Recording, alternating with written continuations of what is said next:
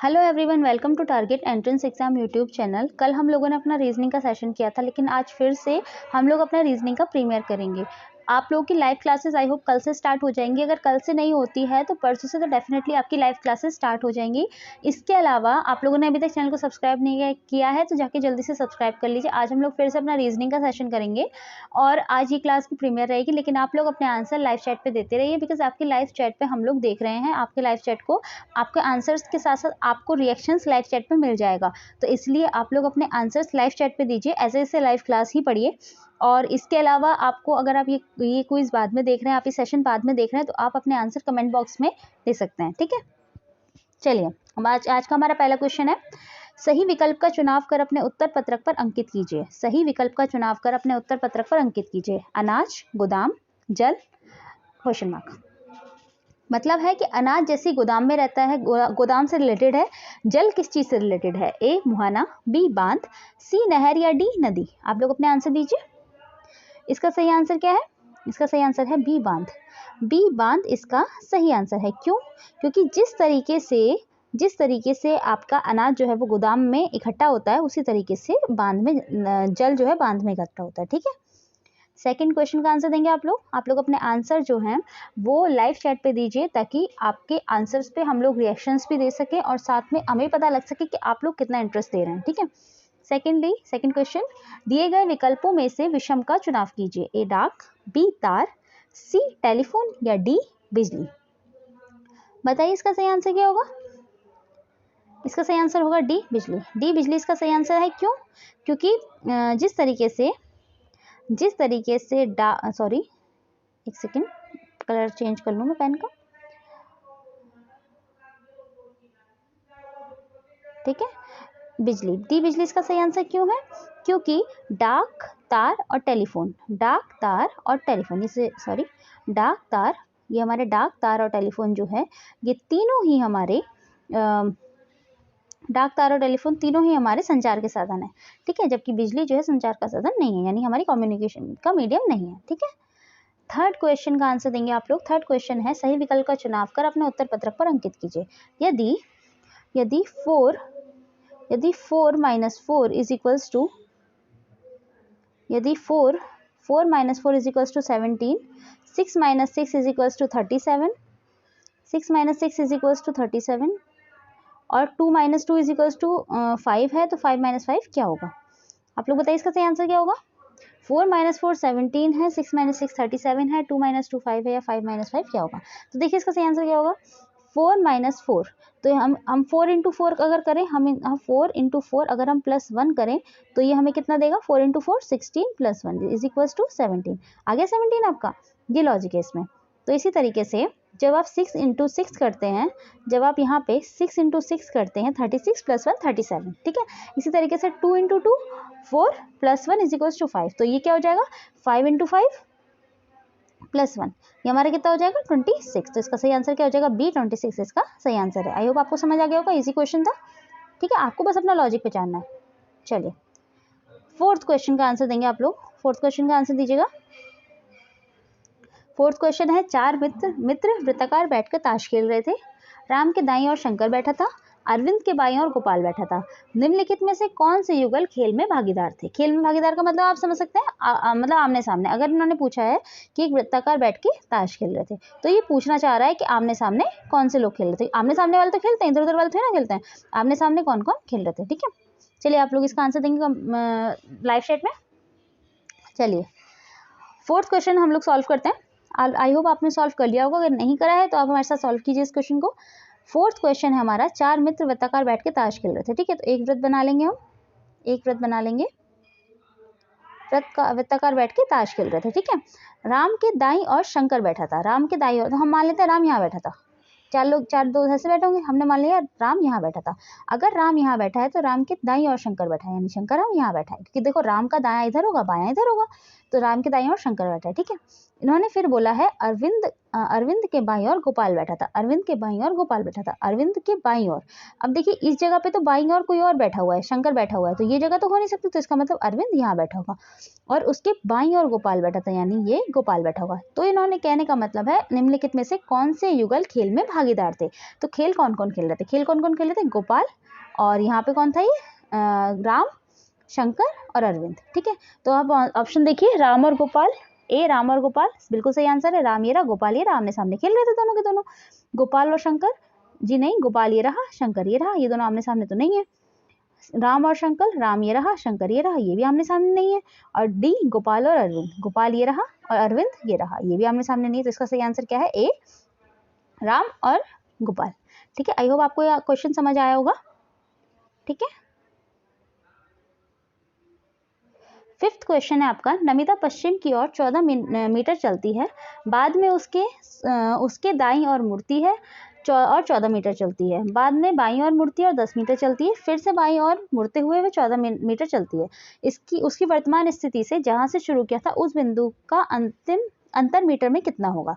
यानी वो पूछ रहे हैं कि जो इनिशियल डिस्टेंस है और जो फाइनल डिस्टेंस है, जो हमारी सबसे पहली चला हुआ बिंदु है और जो आखिरी में वो जहाँ खड़ी है, उन दोनों डिस्टेंस के बीच की, जो बिंदु है उनके बीच की डिस्टेंस कितनी होगी? आप लोग अपने आंसर दीजिएगा कमेंट बॉक्स में, हम भी सॉल्व करते हैं। ठीक है, चलिए, तो आपको ये तो पता ही होगा, हम जो डिस्टेंस वाले क्वेश्चन होते हैं, दिशा दूरी वाले, इस टाइप से सॉल्व करते हैं। ठीक है, ये हमारा हो जाता है पश्चिम, ये हमारा हो जाता है पूरब, ये हमारा हो जाता है उत्तर, ये हमारा हो जाता है दक्षिण, यानी ईस्ट, वेस्ट, नॉर्थ और साउथ। ठीक है, चलिए, ओ सॉरी, दोबारा बनाते हैं। ठीक है, दोबारा बना लेते हैं इस चीज़ को, दोबारा बना लेते हैं। उत्तर, दक्षिण, ये हमारा हो जाएगा सॉरी दक्षिण, सॉरी पेन, दक्षिण, पूरब एंड पश्चिम। ठीक है, चलिए, अब देखिए इन्होंने क्या बोला है, नमिता पश्चिम से 14 मीटर चलती है। हम यहाँ सॉल्व करेंगे इस क्वेश्चन को। नमिता पश्चिम की ओर 14 मीटर चलती है, कोई इशू नहीं है। आप लोग समझ ही गए होंगे ना कैसे बनाना है। ठीक है, तो हम डायरेक्ट सॉल्व कर देते हैं। पश्चिम कहाँ होगा हमारा? जैसे अगर वो यहाँ खड़ी है नमिता, अगर नमिता यहाँ खड़ी है, नमिता यहाँ खड़ी है, तो पश्चिम की ओर 14 मीटर चलती है। पश्चिम का होगा यहाँ पे, यहाँ वो कितना चली? 14 मीटर चलती है। फिर ठीक है, बाद में उसके दाईं ओर मुड़ती है, बाद में उसके दाईं ओर मुड़ती है। दाईं ओर कहाँ होगा इसका दाईं कहाँ होगा? यहाँ, अगर वो यहाँ खड़ी है तो इसका दायां यहाँ पर होगा। कितना? 14 मीटर चलती है। बाद में बाईं ओर मुड़ती है, बाद में बाईं ओर मुड़ती है, यहाँ से बाईं कहाँ मुड़ेगी वो? यहाँ पे, वहाँ बाद में बाईं ओर मुड़ती है और 10 मीटर चलती है। ठीक है, फिर से बाईं ओर मुड़ते हुए 14 मीटर चलती है। यहाँ खड़ी है तो दायां यहाँ होगा, बायां यहाँ होगा, फिर वहां से चली कितना? 14। ठीक है, इन्होंने बोला है उसकी वर्तमान स्थिति से जहां से शुरू किया था बिंदु का अंतर कितना होगा? मतलब ये डिस्टेंस अगर हमारी P है, ये हमारी Q है और ये हमारी R है, तो इनका कहने का मतलब है कि P से R तक की डिस्टेंस क्या होगी। तो P से R तक की डिस्टेंस निकालेंगे हम, P से R तक की डिस्टेंस निकालेंगे, तो P से जो R तक की डिस्टेंस होगी वो PQ प्लस RQ होगी। ठीक है, ये तो आपको पता है PQ प्लस RQ होगी। तो चलिए, PQ प्लस RQ होगी, तो PQ हमारा कितना है? 14। PQ कितना है हमारा? 14, और RQ ये जो डिस्टेंस है हमारी, ये तो ये इस डिस्टेंस के बराबर होगी, क्योंकि देखिए ये 14 है, ये 14 है, तो ये 10 होगी, तो ये भी 10 होगी, तो ये हमारी 10 हो जाएगी। तो हमारे टोटल डिस्टेंस क्या आ जाएगी? 24 हमारी डिस्टेंस आ जाएगी। ठीक है, तो इसका करेक्ट आंसर क्या होगा? 24 इसका करेक्ट आंसर होगा। आई होप आपको समझ में आया है। अगर आपको नहीं आया तो एक बार आप टेलीग्राम पे जाकर आप मैसेज कर सकते हैं, आपको सही से और ज़्यादा अच्छे से एक्सप्लेन कर दिया जाएगा। ठीक है, क्योंकि अभी, या फिर आप लाइव क्लास में बता दीजिएगा, आपको सही से एक्सप्लेन कर दिया जाएगा। ओके, तो चलिए, इसका सही आंसर क्या होगा? 24 इसका सही आंसर होगा। 6 क्वेश्चन का आंसर दीजिए आप लोग। 6 क्वेश्चन है आपका, P Q का भाई है, R Q की माँ है, S R का पिता है, T S की माँ है। यदि बताइए कि P का T से क्या संबंध है? P का T से क्या संबंध है? ठीक है, आप लोग आंसर देंगे इसका आंसर दीजिए आप लोग। A पोती, B परपोता, C पोता या D दादी। तो इन्होंने बोला है P Q का भाई है, P Q का भाई है, यानी P Q का भाई है, P Q का क्या है? भाई है।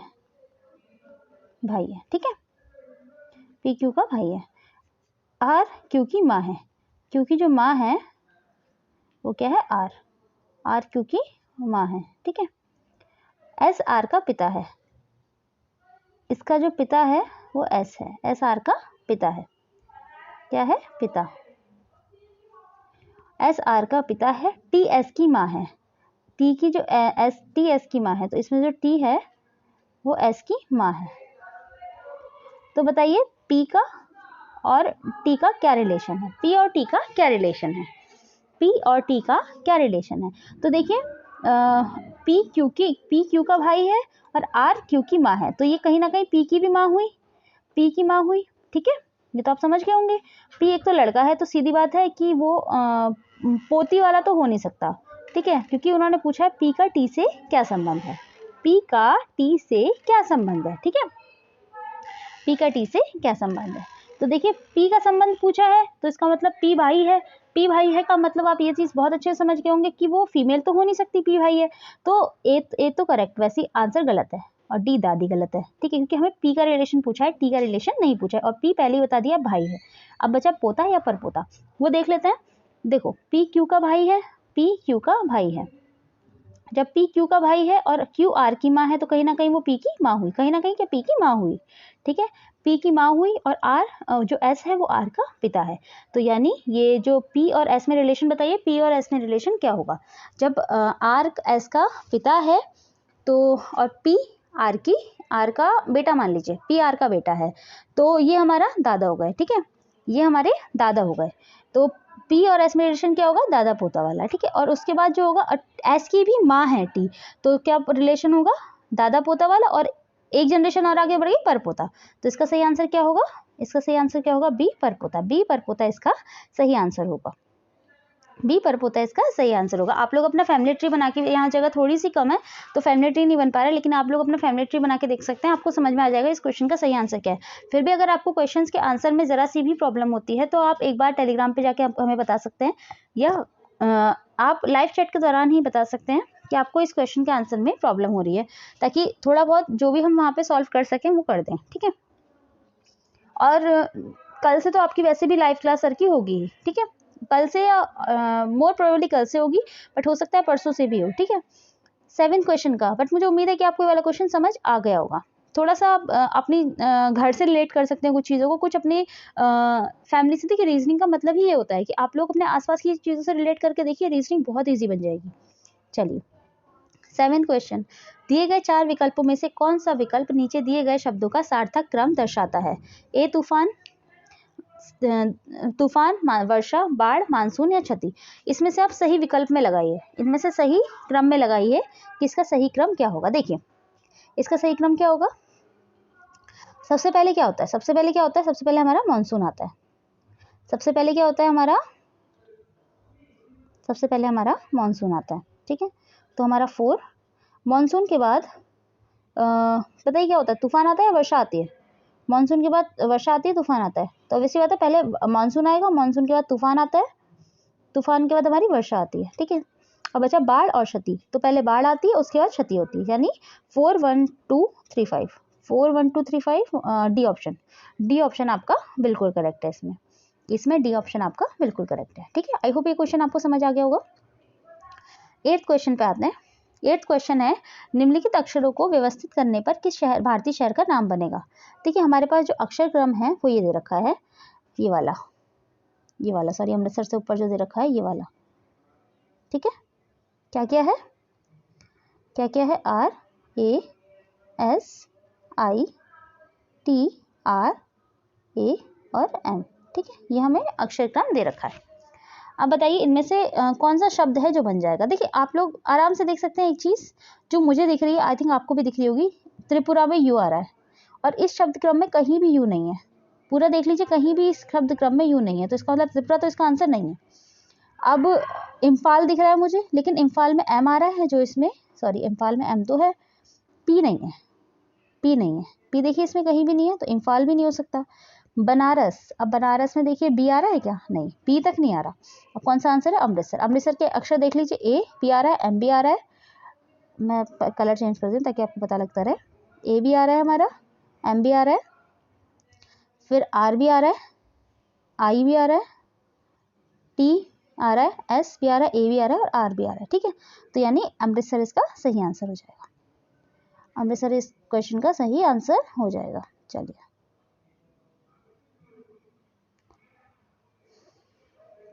नाइन्थ क्वेश्चन का आंसर देंगे आप लोग। नाइन्थ क्वेश्चन है हमारा, 31 विद्यार्थियों की कक्षा में अरुण का स्थान 17वां है, अंत से उसका कौन सा स्थान होगा। 31 विद्यार्थियों की कक्षा में अरुण का कौन सा स्थान है, अरुण का कौन सा स्थान है, 17वां। अरुण का कौन सा स्थान है, 17वां। अंत से उसका कौन सा स्थान होगा। तो इसके लिए सिंपल सा फॉर्मूला होता है। सिंपल फॉर्मूला क्या होता है, जो हमारा टोटल होगा, टोटल हमारे कितने बच्चे हैं, जितने बच्चे हैं माइनस जो भी हमें रैंक दे रखी है और +1। ये किस लिए होता है, जब हमें अंत से उसके स्थान निकालना होता है। ठीक है, तो बस इस फॉर्मूले में हम लगा देंगे टोटल कितने बच्चे हैं, 31। रैंक हमारी कितनी दे रखी है, जो स्थान दे रखा है वो 17 और +1। जिसे सॉल्व करेंगे आप तो इसका क्या आंसर आएगा, 15।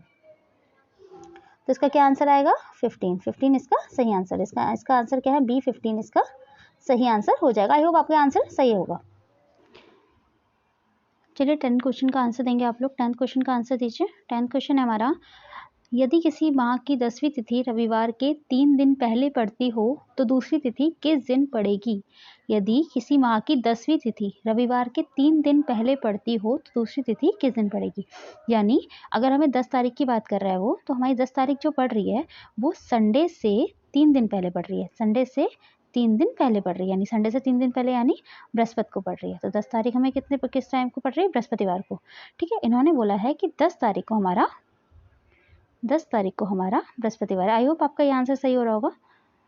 ठीक है, आप लोग अपना सॉल्व कीजिए, हम अपना सॉल्व कर रहे हैं, बृहस्पतिवार है। ठीक है, जिन्होंने बोला है कि हमारी 10 तारीख को हमारा बृहस्पतिवार है, तो दूसरी तारीख किस दिन पड़ेगी। बस आप लगा लीजिए, 10 तारीख को बृहस्पतिवार है, 10 तारीख को बृहस्पतिवार, यानी अगर आप लगाएंगे हफ्ते में होते हैं 7 दिन, 7 दिन पहले चले जाएंगे, यानी 3 तारीख को भी हमारा बृहस्पति पड़ा होगा। 3 तारीख को भी हमारा बृहस्पति पड़ा होगा। 3 तारीख को हमारा बृहस्पतिवार पड़ा, तो 2 तारीख को क्या पड़ेगा, 2 तारीख को बुधवार। इसका सही आंसर होगा बुधवार। आई होप आपको ये क्वेश्चन समझ आ गया होगा। 10वीं तिथि रविवार से 3 दिन पहले, रविवार से 3 दिन पहले कौन सा दिन होगा, बृहस्पतिवार।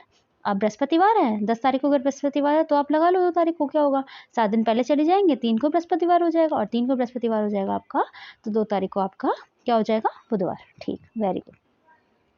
चलिए 11th क्वेश्चन का आंसर देंगे। आज हम लोग 12th क्वेश्चन करेंगे, 12th क्वेश्चन तक ही करेंगे। ठीक है, तो 11th क्वेश्चन का आंसर देंगे आप लोग। 11th क्वेश्चन है, एक पुस्तक में 300 पृष्ठ हैं और प्रत्येक पृष्ठ पर 10-10 शब्दों की 20 पंक्तियां हैं। पुस्तक में कुल कितने शब्द हैं। एक पुस्तक में आपके 300 पृष्ठ हैं, मतलब हमारी एक पुस्तक में 300 पेज हैं। आप लोग मैं यहाँ सॉल्व कर रही हूँ, आप लोग अपने कॉपी पेन जो भी आपके पास है आप उनमें सॉल्व कीजिए कॉपी पेन लेके, और अपने आंसर कमेंट बॉक्स में भी देते रहिए। और अगर आप लाइव चैट ज्वाइन करे हुए हैं तो आप लाइव में आंसर दे सकते हैं। ठीक है, चलिए 300 पेज हैं एक बुक में और हर पेज में आपके 10-10 शब्दों की 20 पंक्तियाँ, यानी ऐसे करके एक पंक्ति में 10 शब्द हैं और टोटल आपकी 20 पंक्तियाँ हैं। तो अगर मैं आपसे पूछूं कि एक पेज में आपके कितनी शब्द होंगे, एक पेज में आपके कितने शब्द होंगे, तो बताइए एक पेज में कितने शब्द होंगे। देखिए एक पेज में कितने शब्द होंगे, एक तो 20 जो आपकी पंक्तियाँ हैं और हर पंक्ति में कितने शब्द हैं, 10। तो आपके टोटल जो एक पेज में जो शब्द होंगे वो कितने होंगे, 200। ठीक है, 200 शब्द होंगे। एंड आपसे पूछा कितना, ये कितना है, एक पेज में कितने शब्द हैं, 200। तो 300 पेज में कितने होंगे, बस 200 इंटू 300। एक पेज में कितने होंगे, 200 इंटू 300। ये समझ आया। 200 कैसे हुए, एक तो 10 शब्द हैं और 20 पंक्तियां हैं, तो टोटल कितने शब्द हो गए एक पेज में, 200। ठीक है, 20 इंटू 10। ठीक है, 200 शब्द हो गए और कितने, 300 पंक्तियां, तो कितने हैं, 2 तिया 6, तो यानी कितने, 60,000। इसका सही आंसर क्या है, 60,000। 300 पृष्ठ में कितने शब्द हो जाएंगे आपके, 60,000। तो इसका बी आंसर बिल्कुल सही हो जाएगा, इसका बी आंसर बिल्कुल सही हो जाएगा। ठीक है, आई होप आपने क्वेश्चन अच्छे से सॉल्व कर लिया होगा। ठीक है, चलिए 12th क्वेश्चन और आज के हमारे सेशन का लास्ट क्वेश्चन है ये। आज के हमारे सेशन का लास्ट क्वेश्चन है। देखिए इनमें पूछा है, 10 वर्ष पूर्व सुलोचना की माँ की आयु सुलोचना से 4 गुनी थी। 10 वर्ष पश्चात उसकी आयु सुलोचना से दोगुनी हो जाएगी। आज सुलोचना की आयु क्या होगी? ए 20 वर्ष, बी 10 वर्ष, सी 30 वर्ष या डी 15 वर्ष। पता है इसका सही आंसर क्या होगा? आप लोग अपने कॉपी पेन लेके अपनी कॉपी में सॉल्व करते रहिए और जो भी इसके आंसर होंगे आप उसे कमेंट बॉक्स में दे सकते हैं अगर आप बाद में देख रहे हैं, और अगर आप पहले देख रहे हैं, अभी हाथों हाथ प्रीमियर देख रहे हैं, लाइव ज्वाइन हुए हैं, तो आप अपने आंसर लाइव चैट में दे सकते हैं। ठीक है, चलिए हम इसे सॉल्व करते हैं। ये हमें बोला हुआ है इन्होंने 10 वर्ष पूर्व सुलोचना की माँ की आयु सुलोचना से 4 गुनी थी। 10 वर्ष पश्चात उसकी आयु सुलोचना से 2 गुनी हो जाएगी। आज सुलोचना की आयु क्या है? देखिए, माना हमने सुलोचना की जो आयु हो जाएगी वो x हो जाएगी। ठीक है, आयु जो हो जाएगी सुलोचना की वो x हो जाएगी। ठीक है, इसके बाद थोड़ा अगर ये बड़ा हो सकता है, देखते हैं। नहीं, थोड़ा सा इसे छोटा कर लेते हैं ताकि हमें स्क्रीन मिल जाए।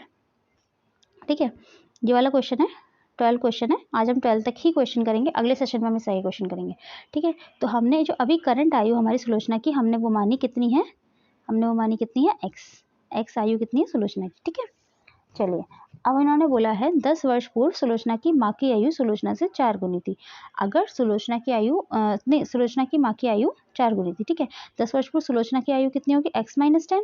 अगर अभी x है तो 10 साल पहले कितनी होगी? x - 10 है ना। ये 10 वर्ष पूर्व था, 10 वर्ष पूर्व। ठीक है, ये हो जाएगी सुलोचना की आयु। और उसकी माँ की आयु 10 वर्ष पूर्व कितनी होगी? ये बताइए, माँ की आयु कितनी होगी? माँ की आयु 10 वर्ष पूर्व कितनी होगी? अगर सुलोचना की आयु 10 वर्ष पूर्व सुलोचना की माँ की आयु सुलोचना से 4 गुनी थी, तो ऑब्वियसली बात है इसका 4 गुना, इसका 4 गुना। ये समझ आया? अगर अभी सुलोचना की आयु x है तो 10 साल पहले 10 साल घटा दो, x - 10 हो जाएगी। तो इन्होंने बोला 10 वर्ष पूर्व सुलोचना की माँ की आयु सुलोचना से 4 गुनी थी, तो माँ की आयु कितनी हो जाएगी? x - 10 × 4। ठीक है, ये तो हमारे 10 वर्ष पूर्व का हो गया। 10 वर्ष पश्चात उसकी आयु सुलोचना की आयु की दुगनी हो जाएगी। 10 वर्ष पश्चात हमारी एक इक्वेशन ही बन के आ गई। अब अगर हम बोले 10 वर्ष बाद, अभी बात हो गई 10 वर्ष बाद की। 10 वर्ष बाद सुलोचना की आयु कितनी हो जाएगी? सुलोचना की आयु हो जाएगी x + 10, और उसकी माँ की आयु इन्होंने क्या बोली है? दुगनी हो गई है, तो x + 10 × 2। ठीक है, ये बोला। अब हमें इन्होंने बोला है सुलोचना की आयु कितनी होगी, तो सुलोचना की आयु कितनी होगी? ठीक है, चलिए तो इसे सॉल्व करते हैं। कितना आएगा? जब हम इसे सॉल्व करेंगे तो ये जाएगा 4x - 40। ये तो समझ में आ गया सबको, 4x - 40। ठीक है, और जब हम इसे सॉल्व करेंगे तो ये कितना आ जाएगा? बताइए कितना आ जाएगा? अच्छा, ठीक है, ये हमारी 10 वर्ष पूर्व माँ की आयु आ गई, और जो ये है हमारी 10 वर्ष पश्चात। अच्छा, हम इसे ऐसे भी लिख सकते हैं। देखिए, सुलोचना की माँ की आयु 10 वर्ष पूर्व क्या थी? 4x - 40। 4x - 40। ठीक है, 4x - 40 थी। अगर इसमें मैं 20 साल ऐड कर दूँ, 20 साल अगर मैं इसमें ऐड कर दूँ तो ये इसी के इक्वल हो जाएगा। अगर सोचिए 10 साल पहले, अभी से, ये अभी है, अभी से 10 साल पहले सुलोचना की माँ की आयु इतनी थी, और 10 साल बाद इसकी आयु कितनी होगी? तो इसमें से हम क्या करेंगे? इस आयु में से 10 साल ये हो गए और 10 साल ये हो गए, यानी 20 हम ऐड कर सकते हैं। ये आपको समझ आया, नहीं आया? आप लोग कमेंट में आंसर दीजिए, ये आपको समझ आया या नहीं आया। अगर नहीं आया तो हम दोबारा इस क्वेश्चन को सॉल्व कर सकते हैं, बट आई होप आपको ये समझ में आ गया होगा। ठीक है, तो अभी हमारे पास जो इक्वेशन निकल के आ रही है वो आ रही है 4x - 40 + 20। अगर हम इसमें 20 साल ऐड कर दें, क्योंकि हमने 10 साल अपनी एज से, अभी की एज से हमने 10 साल माइनस करे थे, तो हम क्या करेंगे? अगर हमें वहीं से और करंट एज में आना है जो अभी 10 साल बाद की है, तो हम क्या करेंगे? उसमें 20 ऐड करेंगे। ये तो आपको समझ आया, ये ऐड करेंगे। तो जो ये वाली इक्वेशन होगी 4x - 40 + 20, ये किसके इक्वल हो जाएगी? x + 10 × 2 के। ये तो आपको समझ आया, x + 10 × 2 के इक्वल हो जाएगी। ठीक है, चलिए x + 10 × 2 के इक्वल हो जाएगी। तो इसे एक बार क्लियर कर देते हैं।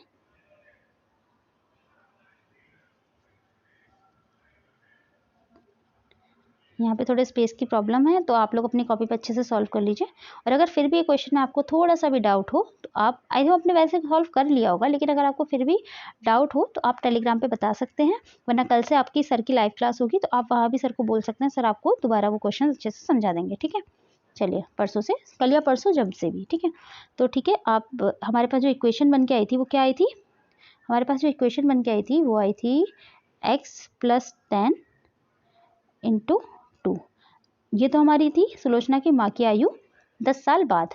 इसे हमने बराबर किया था 4x माइनस 20। 4x माइनस 20 कैसे आया था? क्योंकि हमारी जो आयु आई थी 4x माइनस 40 प्लस हमने 2 साल ऐड कर 20 साल उसमें ऐड कर दिए थे, क्योंकि हमने 10 साल, ये था वर्तमान से 10 साल पहले और ये था 10 साल बाद। तो टोटल कितने हुए? 10 पिछले वाले ऐड हुए और 10 अभी वाले ऐड हुए, तो टोटल हो गया 20।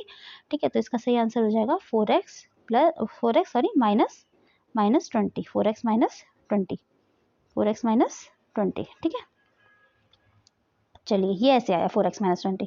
बस आप इस इक्वेशन को सॉल्व करेंगे तो इसका आंसर निकाल लीजिए आप लोग। नॉर्मल इक्वेशन जैसे सॉल्व करते हैं वैसे आप इक्वेशन सॉल्व कर लीजिए। चलिए, तो x की वैल्यू यहाँ से आ जाएगी 2x plus 20 is equals to 4x minus 20। तो x की वैल्यू क्या आ जाएगी हमारी? 2x इज इक्वल्स टू आ जाएगा हमारा 40 और x इज इक्वल्स टू आ जाएगा 20। यानी जो x आयु थी, x हमने क्या माना था? सुलोचना की करंट एज, यानी सुलोचना की अभी की आयु, तो वो कितनी आ जाएगी? 20। तो इसका सही आंसर क्या हो जाएगा?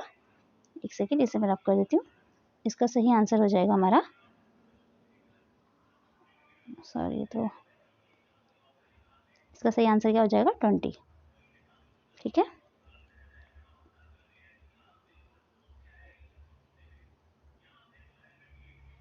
इसका सही आंसर हो जाएगा हमारा 20। ठीक है, ये 20 इसका सही आंसर हो जाएगा।